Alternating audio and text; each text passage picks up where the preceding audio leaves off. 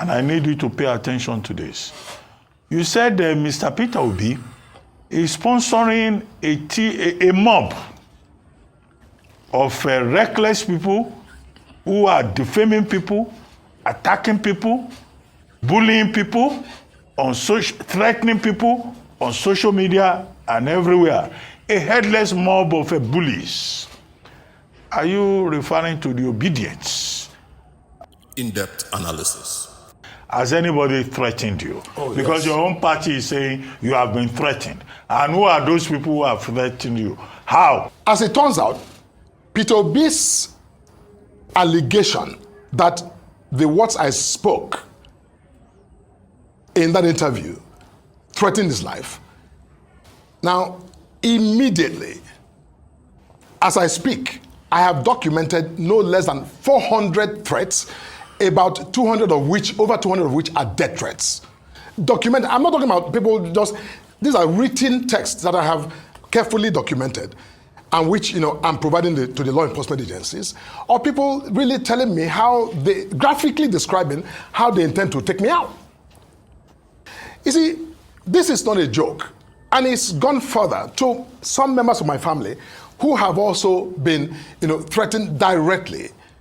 Right. So you said that you're challenging facts or the misrepresentation of facts. Correct. Is in essence, that's your duty. However, what we saw was an attack on a person, not an attack on facts.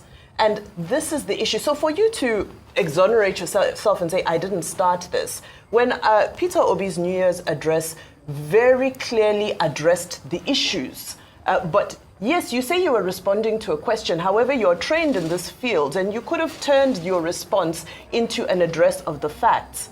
My question to you is, why are we seeing this culture of toxic rhetoric from the spokespeople of this administration, not just from yourself, there's several of you who, who speak on behalf of this administration. Last time it was Olusegun Obasanjo who was told that, he's not even a worthy statesman to make this kind of statement on another issue. Another opportunity, it's Atiku Abubakar. Who is he to say all of this? He doesn't know what he's talking about. Why is there a culture of attacking the messenger as opposed to just dealing with the data? No, I think you're getting this slightly wrong, if I must say. Now, if you read my statement in response to Peter Obi's statement, it had nothing but laying out those indicators of progress that I spoke about. That's it, Mr. B. While it's okay for you to see the economy and see Nigeria from your own, lens, it's important that you recognize certain objective, facts. For instance, in your studio here this morning, you did put out some information. Mr. Rotusu does a fantastic job. Says, look, that inflows into Nigeria has, gone up over the last year by nearly 63%. That is a fact. So, in other words, if I am, trying to speak to the economy and that issue, I will acknowledge that, look, while this is going on, there's a whole lot more to be done. Now, to say that everything is becoming worse by the day, that is factually incorrect. Now, let me say this.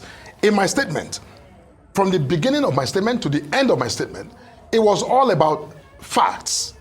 The first paragraph was where I acknowledged what Peter Obi said. Otherwise, I simply gave examples of what I thought were positive indications that the policies of this government were moving in the right direction. He's not entitled to sharing his own experience. No, see, his experience are that things are getting worse. Is he not entitled to sharing the truth of his reality? He is. Why do we attack people for sharing their reality? Peter Obi is entitled to share his, understanding and his views and his own, if you say his reality, that's fine. But look, what I'm saying is that when Mr. Obi, when the president or the government puts out, its own record, and Peter Obi feels entitled, as you're suggesting, and I agree with you, that every Nigerian has a right to form their own opinion and, speak to it, no problem.